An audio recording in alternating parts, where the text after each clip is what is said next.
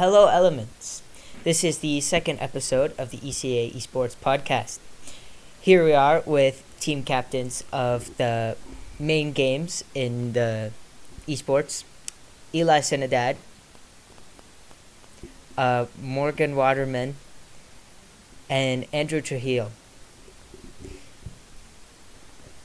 So, as captains of your respective games, I'm wondering, how do you lead your team, as in, what do you do to teach them?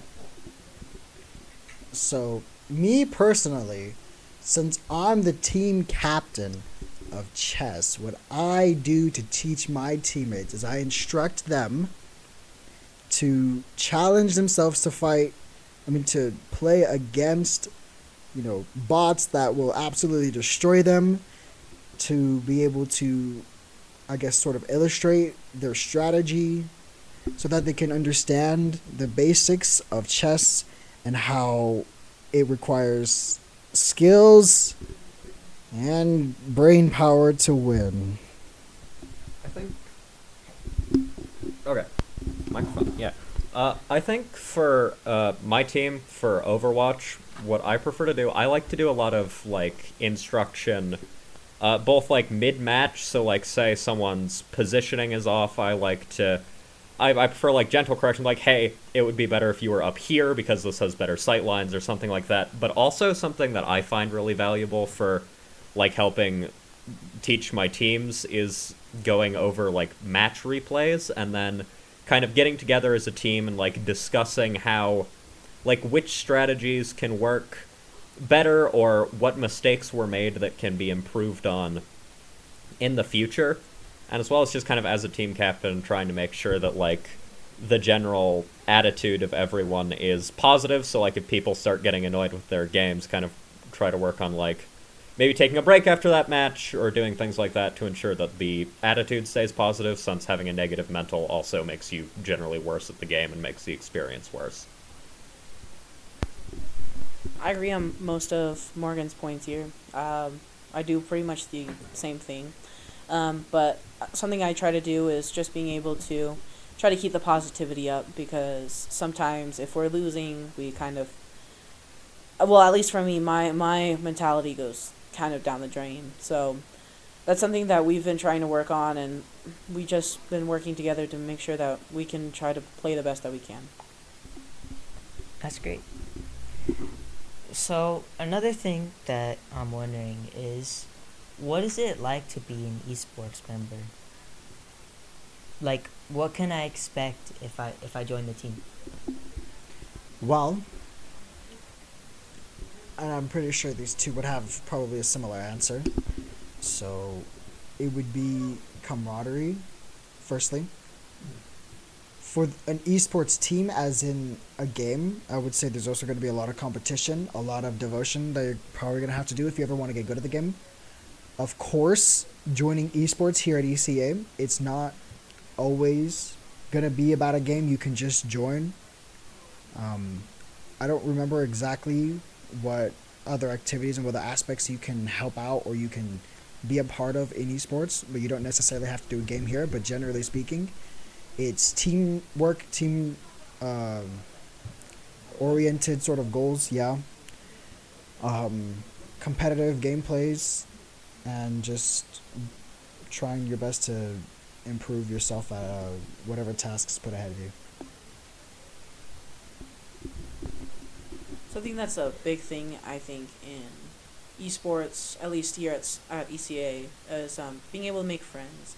I've been able to make friends that I don't think I was ever expecting to make.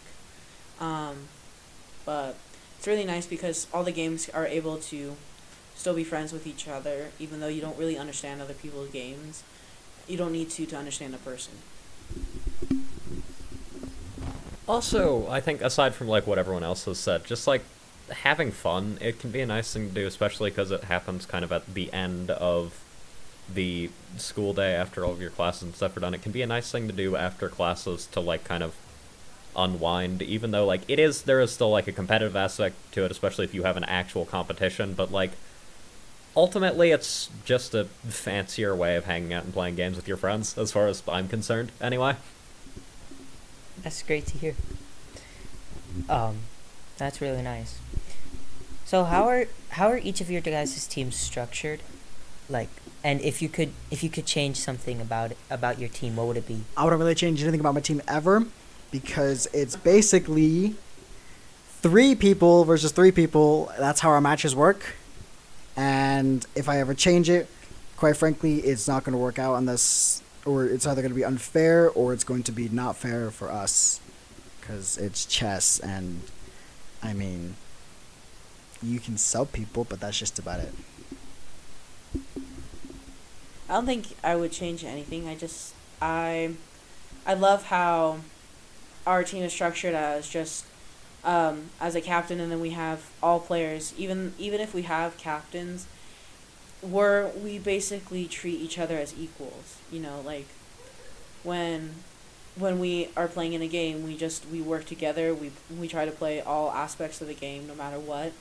Doesn't matter about your place on the team in real life, but it just matters on how the game goes while you're in the competition. Yeah, I think so. Our team is structured because Overwatch, it's a 5v5, so we have pretty much just how our team is structured is we have the 5 people on the main team and then 2 people that are subs, and each person has like 1 or 2 roles that they prefer to play. So like we have 2 people that will generally fill in our DPS slots, 2 that will fill in our support slots, and then 1 that will fill in our tank slot, and that's more or less how our structure works. Aside from that, there isn't necessarily any sort of like anyone being better than anyone else. Like, I mean, I'm the captain, so like I ultimately can make more like call-outs and like structure things for strategies over a lot of other people, but for the most part we all just try to work as a team. I think just the only thing I would change is trying to get more consistency in who does what, but other than that, that's going well so far. Yeah. My next question is, how do you guys stay focused in your games, and how do you keep everyone else focused? Well, to answer that question, how do I stay focused and how to keep everybody focused? Quite frankly, we just try to eliminate as many distractions as we possibly can.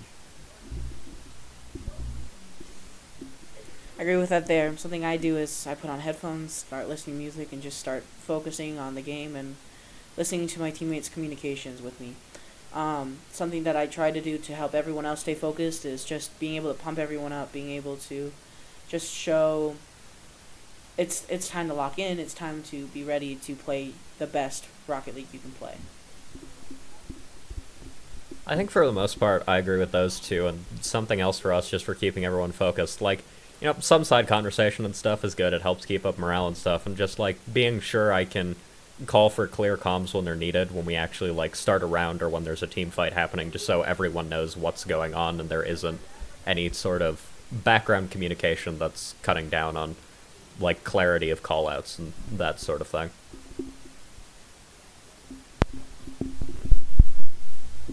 So you guys would say that you're pretty good at each of your respective games.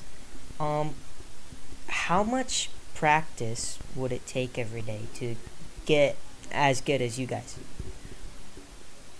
Oh, well, you know, I'm gonna sort of quote, I forgot who said this actually, but this is not what I didn't make this quote, but I heard somebody once say that you should play every day. For me, it's an hour. For other people, it could be 18 minutes. It doesn't matter. But I think it's consistency as long as you play every single day. You'll never miss a lucky day. You'll never miss a day where suddenly I don't know, because there's rankings for them. Or for me, it's ELO. If you always play, you'll never miss a day that's lucky, and maybe you'll just get to the top. And the more you play, the more experience you got. Even if somebody's more skilled than you, you know, the amount of times you'll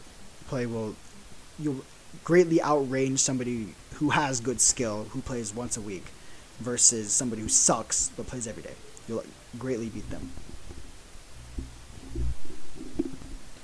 I agree, just kind of having that consistency, but something that I've learned is that even it doesn't matter really how much time you play at all. It matters like what you train and what you practice. The different for at least Rocket League, the different mechanics and the different like rotations and being able to have good game sense is the main thing that like keeps you good at this game. And that's something that you need to practice and you need to learn how to get better at. Like you can always find something to get better on. Just try to do it in a way that will make sense in being able to rank up, I guess, in that sense. Yeah, I think their points are good. I'm not even close to the best on my team. There's someone else on my team that's significantly better than me, so I'm actually more going to give my advice based off of what he does, and a lot of that is both, like, consistent practice, like the other two have said, but also, at least in the context of Overwatch, a lot of it is just, like, having good game sense, like, having good map knowledge, and knowing kind of where it's good to be at certain times and where it isn't, especially depending on who you play, and having good knowledge of characters, so like you know what you can and can't do and what your role in a team fight is, what your teammates' roles in a team fight are, and what the enemy's roles in a team fight are, so you know what they're kind of going to be doing and how you can play to your strengths and kind of try to capitalize on their weaknesses. How do you guys feel about your respective games? Like, how do you feel whenever you play the game? So you're asking how do I feel when I play the game, or how do I feel about the game? I'd like Both. to both. How do I feel when I play the game? I don't really feel much. Not to say I'm like empathetic, but it's not like I get excited or I get stressed or I get dizzy. Whatever. That doesn't happen to me personally. Maybe it does to some other people. Maybe they get like an adrenaline rush. Not for me. But how I feel about the game, chess, I would argue, greatly represents life. It has a lot of life lessons, even if it's kind of like, how did you get that? I believe if you extrapolate some of the rules of the games and you can apply them to life, and it always helps. I'm not really going to give any examples because, you didn't ask for that. But I do enjoy chess. I think it teaches a lot for anybody who really digs deep and tries to understand what it's about. But other than that, yeah, that's what I think about chess. Rocket League is kind of the thing that gives me purpose, and when I play it, I feel like it's just the thing that I feel I was meant to do, and just being able to be good at this game, I feel so happy and so blessed to be able to play on this team and to play for ECA, especially since it's my first year here, and I am loving every minute of it. I'm gonna follow those deep and meaningful answers up with Overwatch is terrible, but it's a terrible game. However, the reason I still play it and the reason we have a team, because it's kind of terrible. I won't argue. The balancing changes are baffling 90% of the time, but it's fun, and I think above a lot of other competitive games, especially in the kind of shooter category, things that often come to mind like CS, Valorant, Siege, it has an aspect, because it's kind of a chaotic disaster. At least me personally, I feel like you can have a lot more fun with it because it's a lot more fluid and there's a lot more like things that can happen, and which means there's a lot to keep track of, but also, especially if you have a team you can coordinate with, there's a lot more you can do that's just a good time. Like, it's goofy, objectively. As far as competitive games go, it's not fantastic, but it's fun. How do you get better whenever you play the game? Like, how would you get better in your respective games? Simple, and I think this can apply across life. They say practice makes perfect, but that's absolutely wrong. It's practice and review. That makes perfect. As long as you're able to see what you used to do and see what you can do better, even if you win. That's what I'm trying to. That's another thing I'm gonna start doing with my chess team. Even if you win, try to see how you could have done better. You know, for chess as an example, sure, it's nice to win in 20 moves, but it's better to win in 19, and so on and so forth. I feel like that's the same for games across the board. Just practice and review, and that's how you get better. I mean, yeah, pretty much the same. Just go over what you did before, review what you did. Even if you win, like, look over what you did and be like, oh, I was out of position here. I should have been here, and keep that in mind for, like, the next time you're on that map, or get into a situation like that. Or, you know, like, I play a lot of Ana, as a for instance, like, I pressed E and just entirely missed the enemy team. Don't do that. So, if the viewers at home that wanted to join esports, how would you guys say that the club? How would you say the club is like, and how do you like? What are the people like here? The club, honestly, is what you make of it. Even if you sort of go into club and it might be one way. Trust me when I say that I've noticed that that prior to some people being in here, the club was very different. And now that people like Morgan, people like Andrew are in, it's changed the whole dynamic of it a lot. Because esports is not a certain club based off of, I don't know, some... We're all into games, right? And that's not really going to change. And the only reason that we all want to like work for a better community is because there's not like really a place for video gamers. I mean, it's starting to grow, but still, I would say like now it's kind of like, what, you play esports? Ha ha ha, nerd. But it's just like, now it's like our own community. Now it's like our own thing. So if you're watching this and you want to join esports, trust me when I say, for the most part, esports is what you make of it.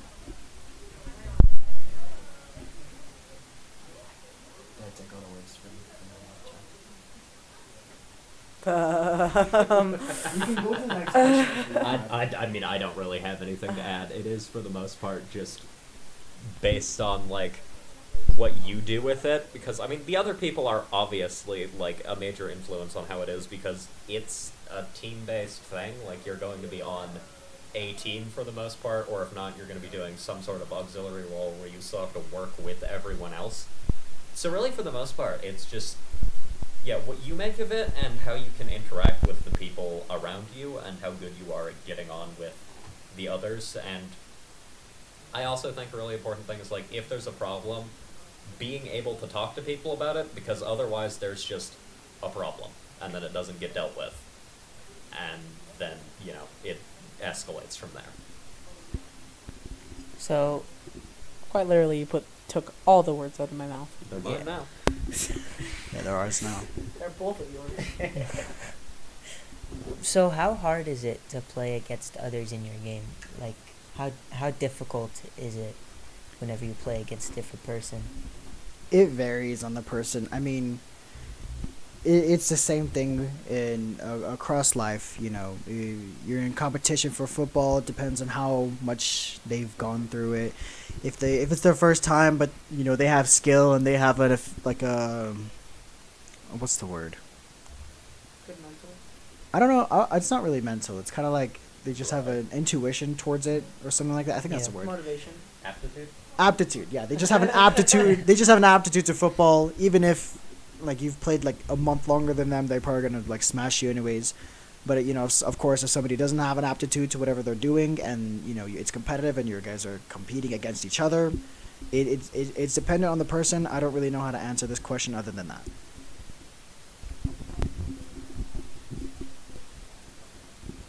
I guess it all depends on who you're going up against. If you're ready, then you're ready. If you're not, then you're not. It depends on how good their skill is and just how good you're feeling that day.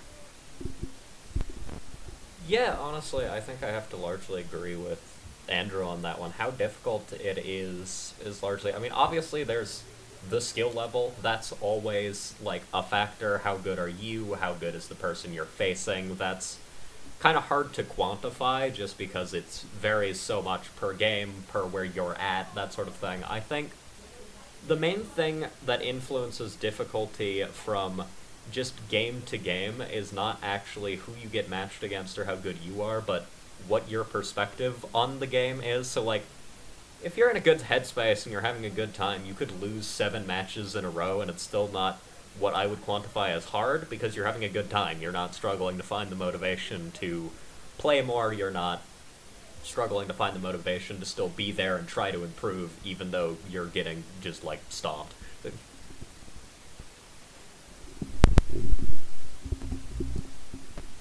So, what do you guys think makes an opponent a good opponent?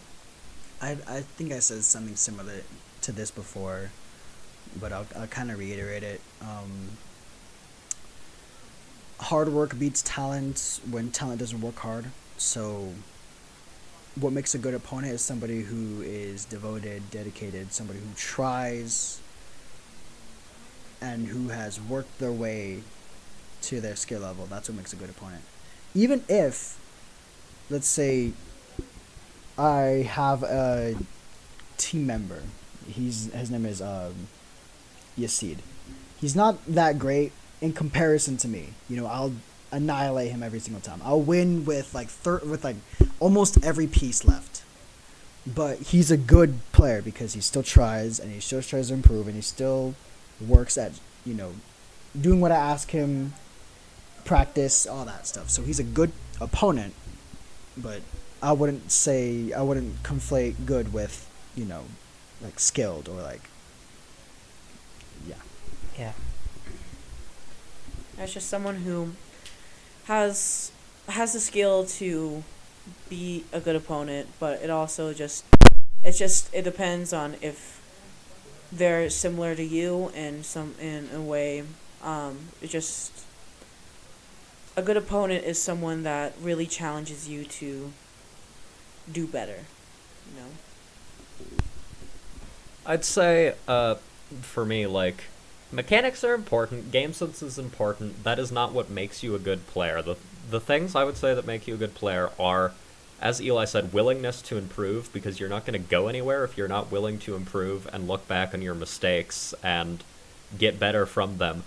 Adaptability is incredibly important, because you need to be able to, like, if you get set in a rigid way of doing things, it doesn't matter if your mechanics are the best in the world at one specific thing. Something changes and suddenly you're like bronze. It doesn't. You need to be able to adapt to your situation, adapt to who you're fighting. And I think the thing that's most important out of all of those, though, at least for what I play, is communication and willingness to work with your team. Because you're not important without your team, is how I would phrase it, because it is a team-based game. You need to be able to communicate and work with your team regardless of how badly they might be doing. Even if you have, like, a support that's throwing the entire match, I'd say you're a good player if you're willing to try to work with that and still trying to communicate and kind of play off your team to the best of your ability. I'd like to add one more thing to that. I'd like to add one more thing to that question that I thought was important that I might say. I also believe, like, nobility, or you could say honor. You know, cheaters. Nobody likes cheaters, right? Yeah. That's something that's really important. And so, or somebody who even acknowledges, like, a loss. Like, because some people rage, you know, when they lose and like, and then they say bad words, and then it's never savory. But I think that people who are able to, you know, have a good time and congratulate somebody who's like won or be honorable is, I think that's the word I'm looking for. That's what also makes a good opponent. Be a good sport. Be a good sport. Yeah. Be a good sport. Yeah. You at home, be a good sport. Finally, if you were to describe esports, the community and games, in one sentence, what would that sentence be? Oh, I have to think about this. Do you want to go first? Have fun and be kind. I feel like that's a remark rather than a sentence, but all right. The definition of a sentence is malleable. Yeah, Yeah. it's always good to change it around just a little bit. I meant like. Okay, sorry, that was a remark, not I think- not a description. So. My description, I think, would be just teamwork is important, self-reflection is important, and in order to get better, you need to be able to work on yourself as opposed to try to change those around you. If I were to describe esports, the community, the games, in one sentence, what would it be? I put it. If I were to describe it, I would describe it as I don't know actually. I have no clue how I would describe it. A place where people can be from all kinds of diversities, but can still be one group of people that share at least one common thing, that they love video games. Okay. Well, I don't know if this is a sentence. Okay, I got it though. Guys, I got it. Hey, I got a Okay. sentence though. I would. Esports itself, I would say, is leveled playing field. Like everybody had, like what he said, or similar to what he said. Everybody has the same opportunities. You know, it doesn't matter. It doesn't matter. You could be missing a leg, and you could do esports. You could, you know.